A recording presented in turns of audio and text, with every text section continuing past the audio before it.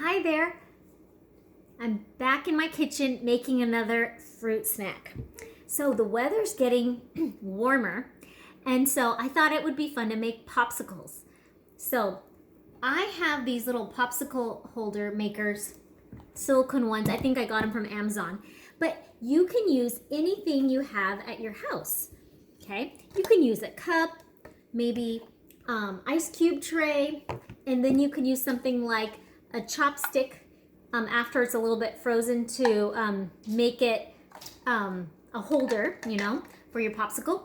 And you use what you have in your refrigerator or freezer. So what I did was I used some orange juice as my base.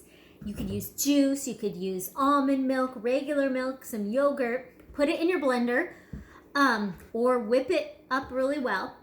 And then I put some pieces of an old banana to make it sweet.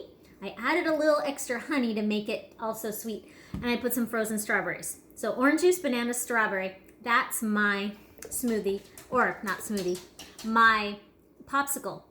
Be creative, maybe of lemonade, whatever thing you want. Any bits of fruits that maybe are starting to get a little bit old, blend it up or put it in there. You could even put the fruit whole in there.